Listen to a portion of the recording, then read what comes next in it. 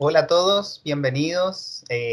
Bueno, hoy vamos a hablar sobre un tema muy importante que tiene que ver con el manejo de la ansiedad.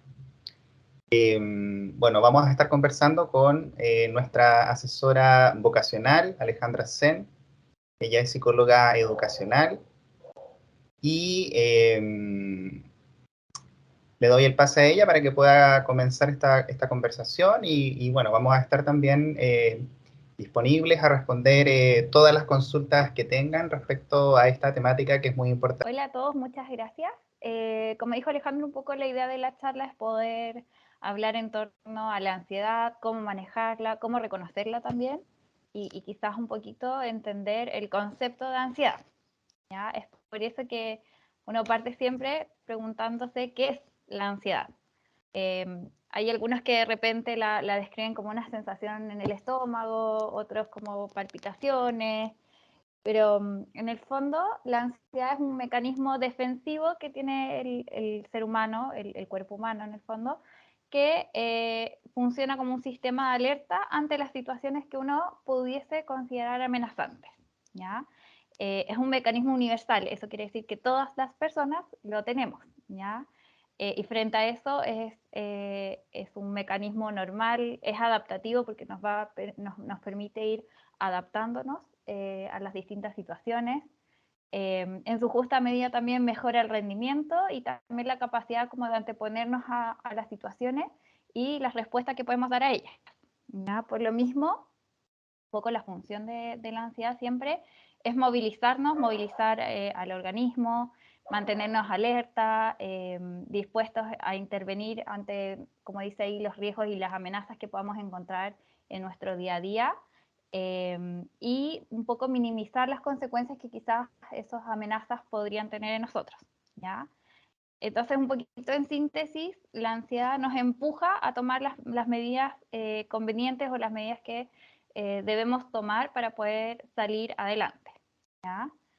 Siempre yo digo que hay que tener ojo porque, claro, la ansiedad en un punto no nos sirve para movilizarnos, para conseguir objetivos que queremos, pero también llega un punto en que quizás tenemos que evaluar si esa ansiedad ya nos está superando y me impide un poco realizar mi día a día. ¿Ya? Es por lo mismo que siempre hay que estar alertas y atentos a, a, justamente cómo reconocer la ansiedad, cómo saber cuándo estoy llegando quizás más allá del límite de la funcionalidad de la ansiedad. ¿Ya? Entonces, por lo general, como uno la reconoce, es una sensación de nerviosismo.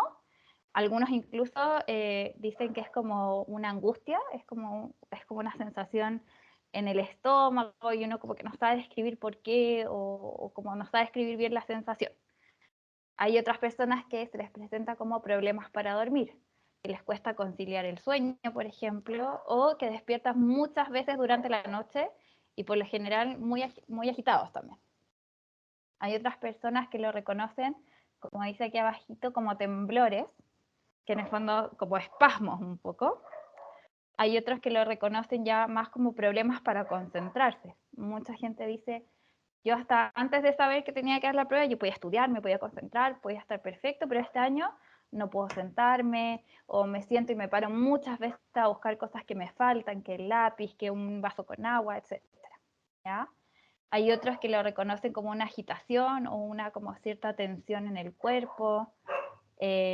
Otros lo reconocen como una sudoración, o sea, como que las manos nos empiezan a sudar, a veces incluso las plantas de los pies algunos.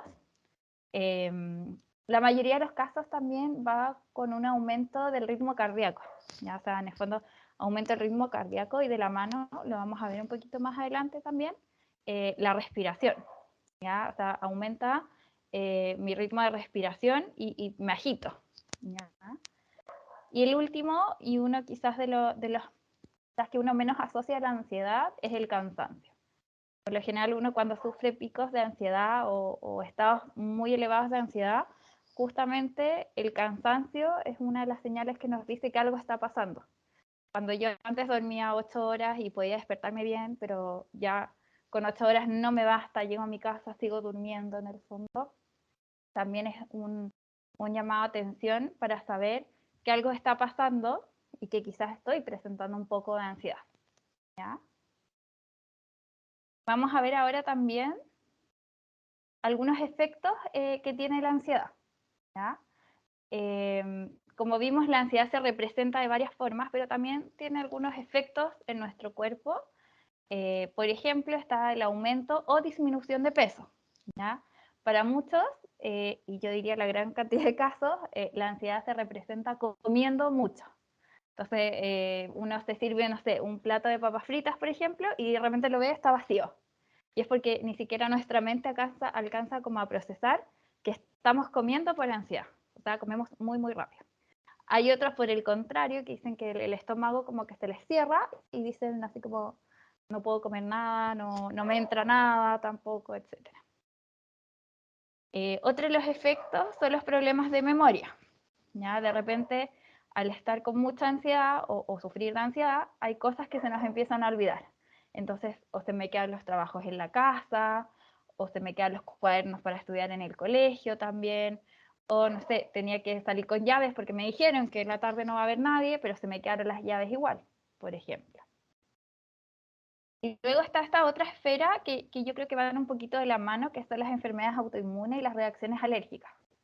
Muchas veces los periodos de ansiedad nos desatan este tipo de cosas, que por ejemplo está que nos salen ronchas, que se llama urticaria. La urticaria por lo general no tiene una causa que uno pudiese decir, ah, me pasó por esto muchas veces. Entonces va relacionado un poco con nuestro sistema inmune, que baja un poco las defensas, y con estas reacciones alérgicas que podemos presentar.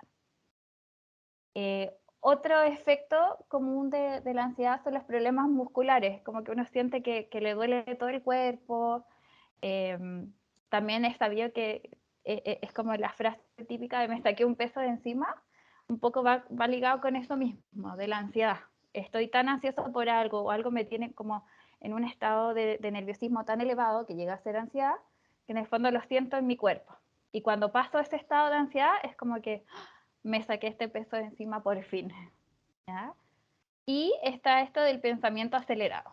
Muchas veces nos pasa que estamos tan ansiosos por terminar alguna tarea, terminar alguna actividad que estamos haciendo para poder pasar a la siguiente, que justamente empezamos a pensar muy rápido. Y de repente nuestro cuerpo no va a la par con este pensamiento tan rápido y nos pasamos mucho tiempo. ¿Ya? Entonces, también es una señal como para estar alerta, así como decir, chuta, voy quizás más rápido de lo que debería, quizás algo también me está pasando eh, y puede ir por esta esfera de la ansiedad. ¿Vale? Dime. Una pregunta.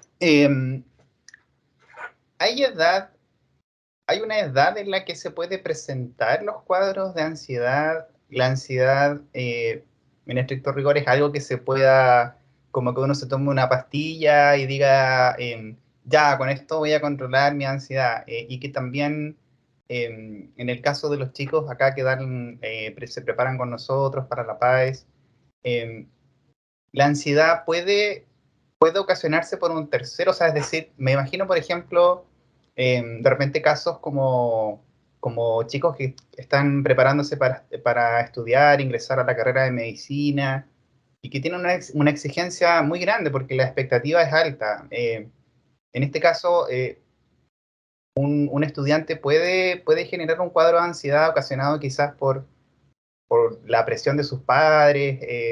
Eso, bueno, no estoy seguro, por eso quería saber tu opinión. Sí, obvio.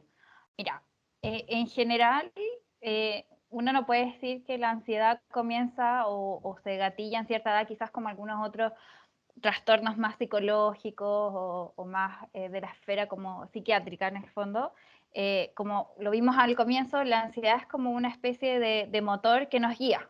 Entonces, siempre hay que estar bien atentos cuando esa ansiedad para de ser funcional y empieza a ser ya algo que me impide justamente estar y desarrollar mi día a día. ¿Ya?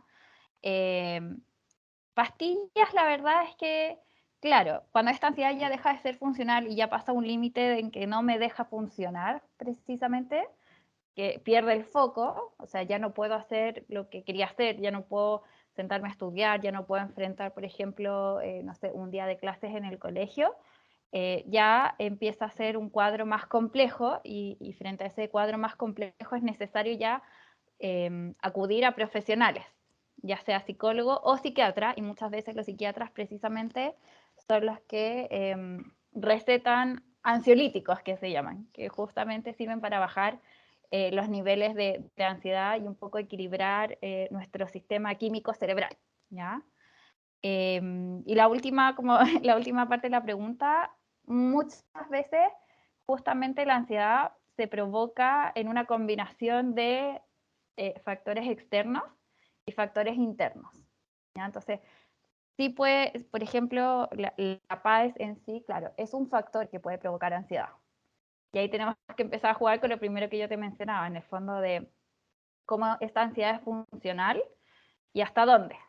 Entonces, pasa lo mismo de repente con la presión que reciben los chicos también, que no es malintencionada desde los papás, en el fondo, porque uno no cree que los papás quieran hacerle ese como daño, entre comillas, a sus hijos, pero muchas veces esa presión externa que uno impone a los chicos genera esta ansiedad y que de repente la mayoría de las veces deja de ser tan funcional y ya pasamos a este otro extremo en el que es necesario quizás alguna ayuda más externa.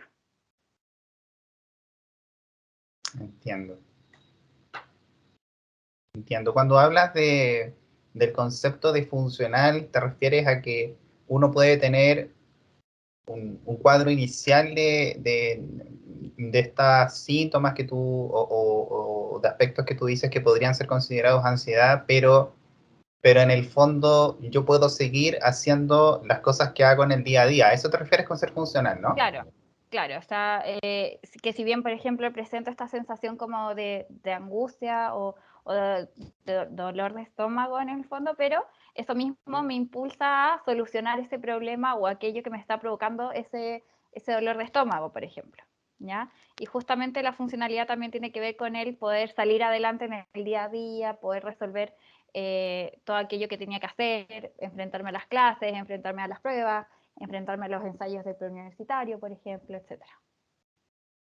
O sea que puede ser en principio algo malo si uno quizás no sabe cómo manejarlo, pero a la vez podría tener en un inicio quizás un aspecto positivo, digamos, que puede ser inclusive un motor o no, o estoy Claro. desvirtuando un poco la... No, no, sí es así. La ansiedad en el fondo en nuestro cuerpo funciona como una especie de motor, ¿cierto? Que nos ayuda a resolver la situación o ponernos en alerta frente a alguna situación, en el fondo. El problema es que, claro, cuando no abarcamos de buena manera esa situación que enfrentamos, la ansiedad en algún momento quizás deja de ser tan funcional porque me limita a generar las acciones que quizás podría hacer para solucionar aquel problema al que me estoy enfrentando. Aquí tenemos Después, una pregunta más, Ale. dime, ¿Se puede decir que es un trastorno que va aumentando? cuando ya hablamos de alguna especie de trastorno de ansiedad, sí. Yo creo que esto también es importante como definirlo. La ansiedad en sí no es un trastorno que uno pueda encontrar en un manual, en el fondo. La ansiedad, esta que yo hablo, que es más funcional. Cuando ya pasamos al nivel que no es funcional, que me impide seguir con mi día a día, ya estamos hablando de un trastorno, ya sea psicológico, un cuadro más psiquiátrico, que de hecho se llama trastorno de ansiedad. Y ahí hay distintos niveles, algunos son más severos, otros más funcionales, pero claro, que va en aumento en el fondo. Entonces, Claro. sí, podríamos decir en el fondo que ya cuando ya se convierte en un trastorno de ansiedad, es porque esto ya empieza a aumentar en el fondo y donde yo debería pedir apoyo de profesionales externos. Exacto, porque ya quizás con alguna recomendación que seguramente vamos a ver a lo largo de esta conversación, seguramente ahí vas a dar algunos consejos como... Claro. Aquí parece que tenemos otra pregunta, a ver.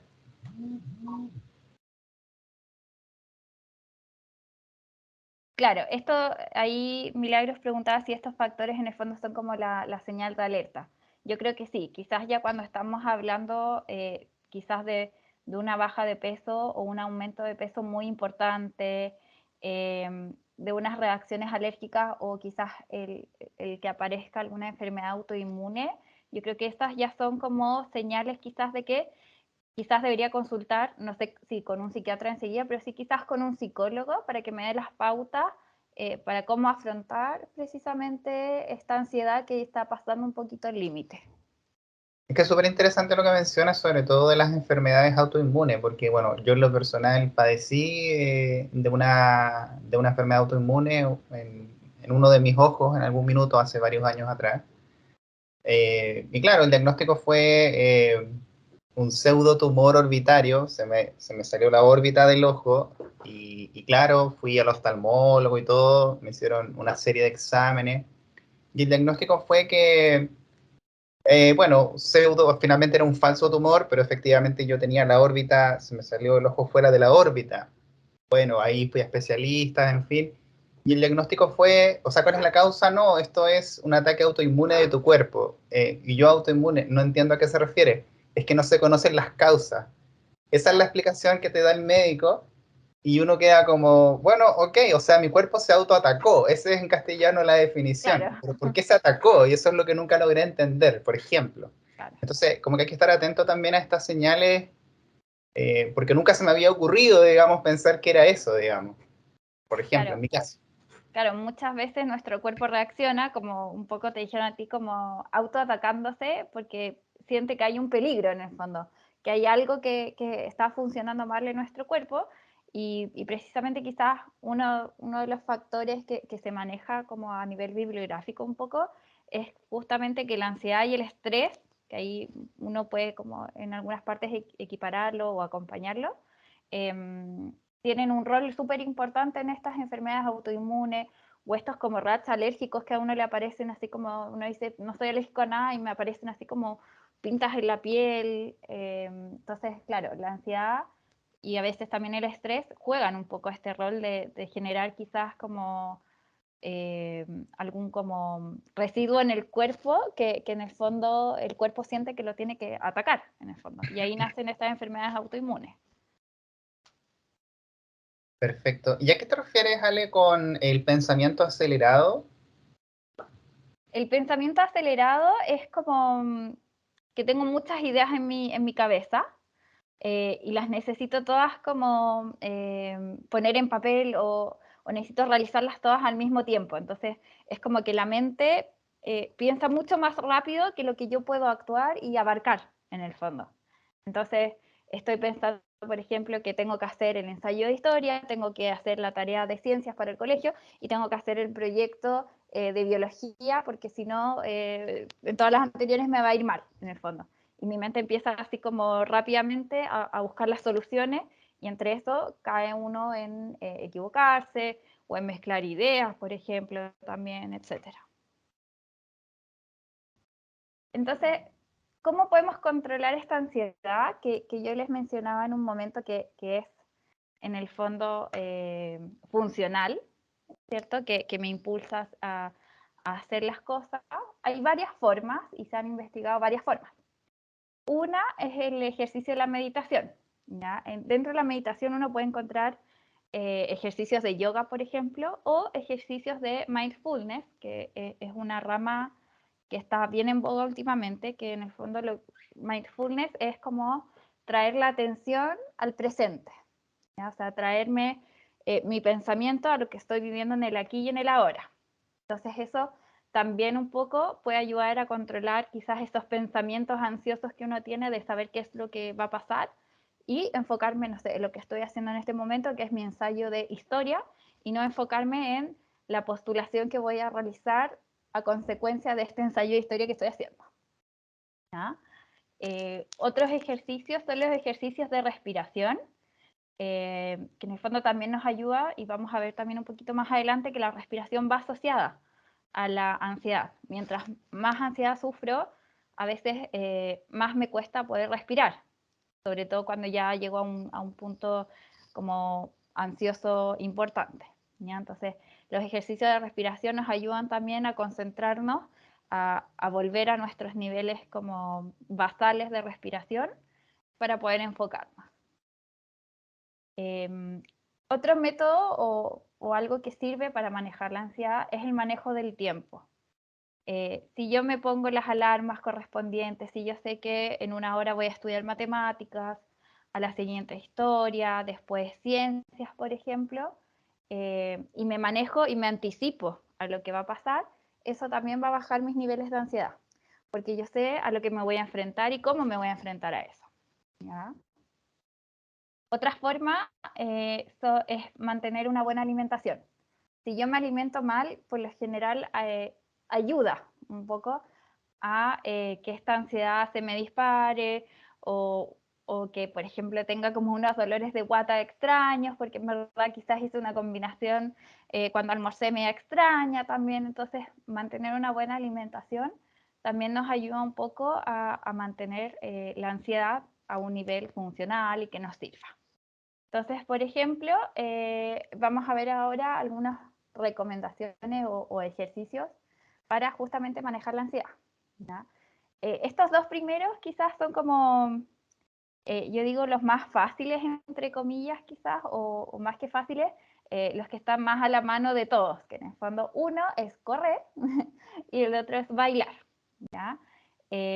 ¿Por qué correr y bailar son como, entre comillas, ejercicios que uno puede hacer para ayudar a regular la ansiedad? Es porque libera esto que menciona aquí abajo, que en el fondo es serotonina. ¿Ya? La serotonina es una sustancia del cuerpo que ayuda a mejorar justamente el humor. ¿Ya? Se dice que mientras más serotonina uno libera en el cuerpo, más feliz es. ¿Ya? Y un poco eso nos ayuda también químicamente a balancear la ansiedad. ¿Ya? En el fondo, justamente, tanto el correr como el bailar liberan estas endorfinas, este ejercicio aeróbico en el fondo libera la endorfina y eso nos va, la endorfina, perdón, la serotonina, y eso va a generar conexiones que favorecen a nivel celular, a nivel cerebral en el fondo. Estas conexiones van a favorecer nuestra salud mental y van a bajar nuestros niveles de ansiedad también.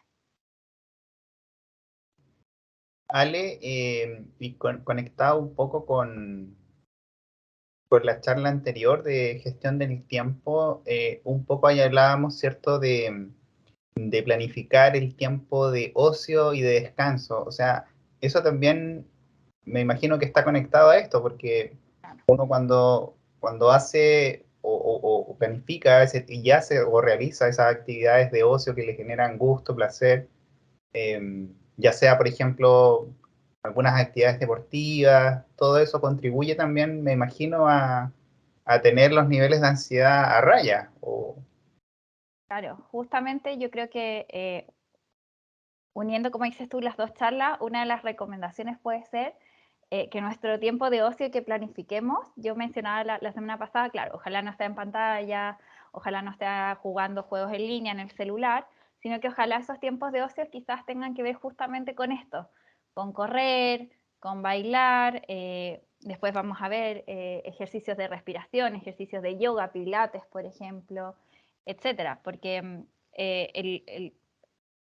el fondo uno, mientras libera serotonina, ayuda a consolidar también un poco los aprendizajes y justamente ayuda también a controlar la ansiedad, en el fondo. Entonces, ojalá siempre nuestros tiempos de ocio que planifiquemos sean en base a estas cosas como bailar, correr, no sé, la zumba, hay algunas que tienen trotadora en la casa, elípticas, no sé, hay hasta el Just Dance en el fondo que uno ve en la pantalla y que pone en YouTube nos puede servir para estos tiempos de ocio que va más enfocado justamente quizás en poder gastar energía, que no gasto tanto estudiando, pero que en el fondo me ayuden y sean beneficiosos para mí.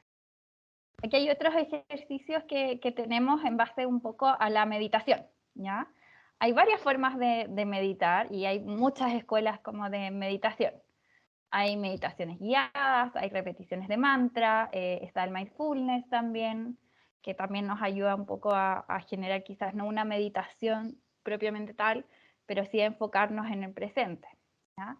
Entonces, dentro de la esfera como meditación podemos encontrar ejercicios de respiración profunda, que es como recomendada, como dice aquí, quizás para aquellos que están partiendo en esto de la meditación, ¿ya? Concentrar toda tu atención en la respiración. En el fondo, si yo me voy a sentar, ojalá sentarme en un lugar cómodo y concentrarme en mi respiración, ¿ya? Hay varios que dicen, no, es bueno concentrarse quizás en los ruidos de afuera, escucharlos, pero en primera instancia es concentrarme en poder respirar y respirar bien. Muchas veces tendemos a caer en la trampa como de, no, si estoy respirando y en verdad no estoy tan respirando bien. Me tengo que sentar derecho, respirar profundamente, botar el aire por la boca. Entonces ahí recién uno dice, estoy como respirando mejor. ¿Ya?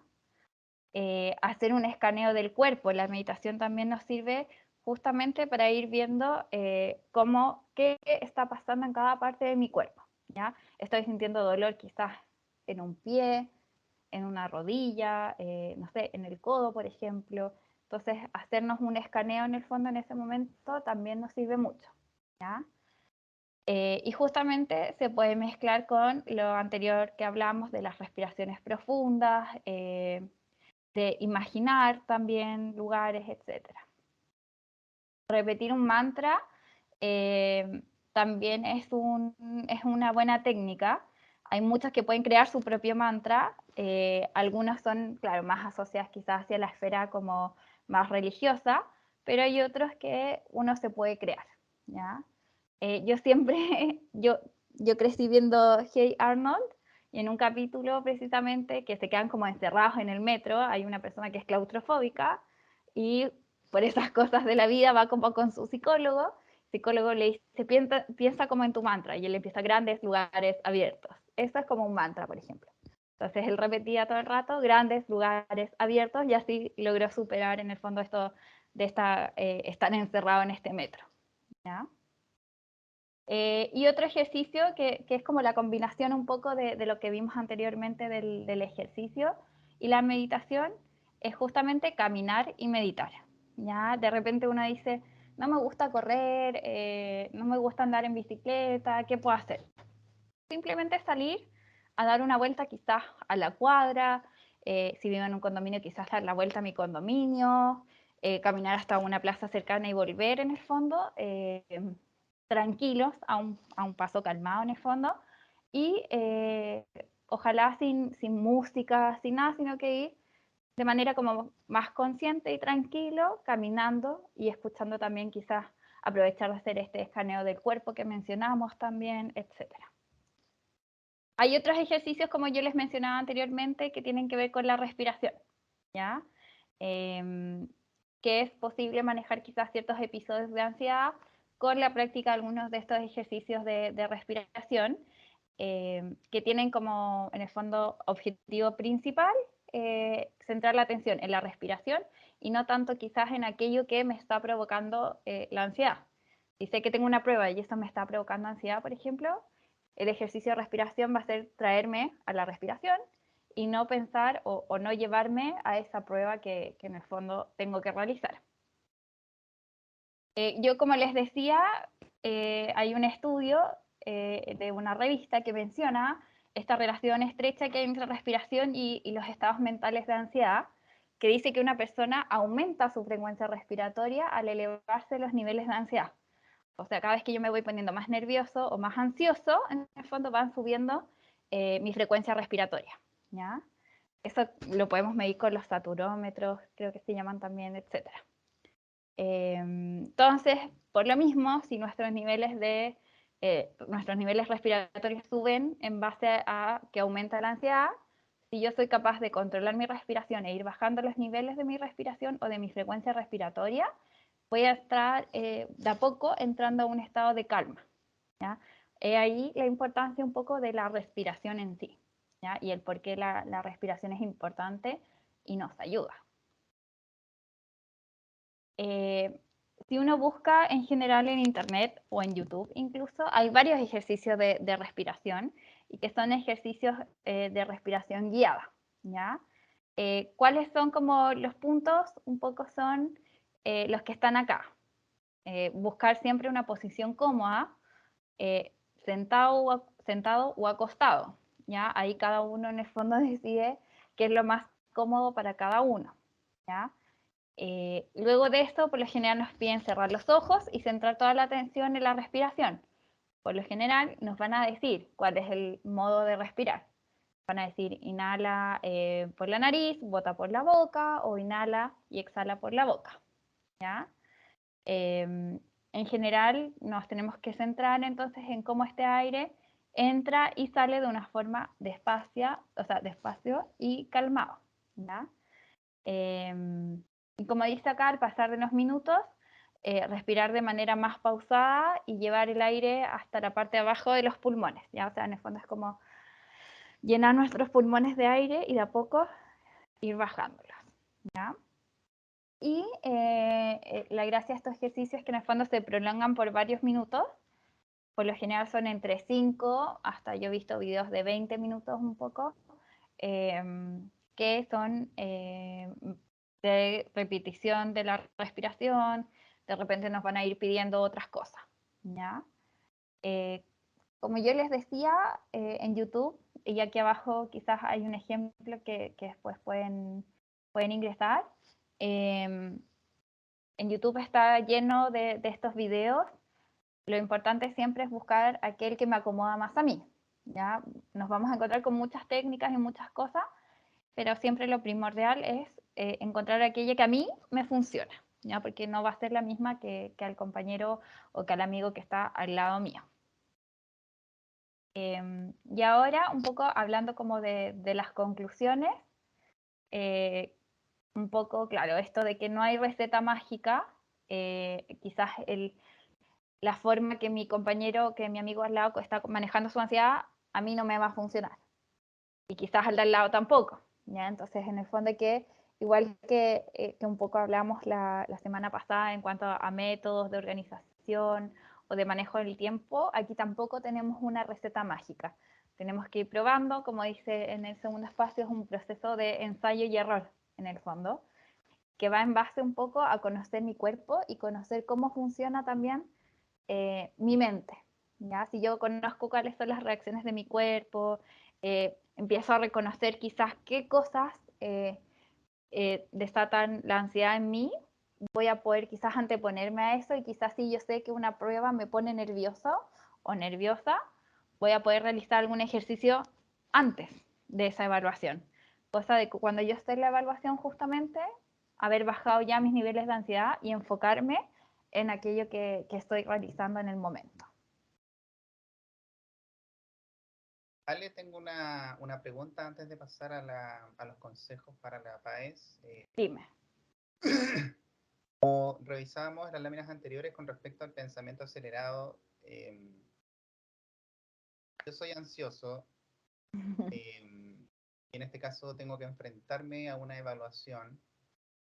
Quizás yo estoy consciente de que soy ansioso, pero no he revisado tips o no he aprendido quizás a cómo manejar ese nivel de ansiedad que me produce enfrentarme a una evaluación. ¿Qué podría suceder en la práctica? O sea, por ejemplo, hemos tenido muchos casos de repente de alumnos muy buenos, ¿cierto?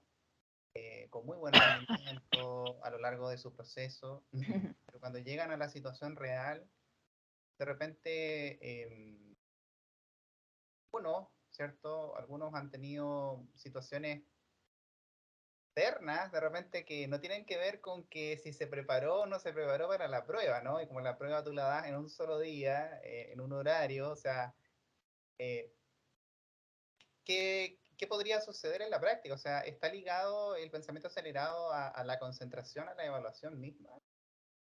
O sea, sí, está ligado como al momento de enfrentarme quizás a la prueba.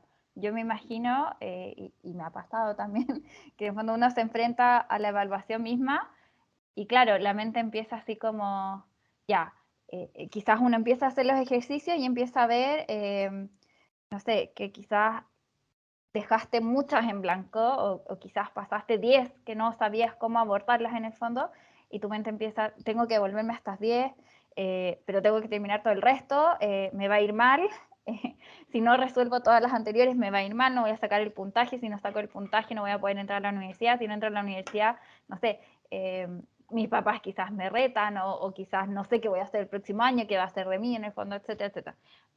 Un poco también a eso hace referencia el pensamiento acelerado, justamente, en el fondo de me voy armando quizás un panorama demasiado rápido para lo que estoy enfrentando, justamente.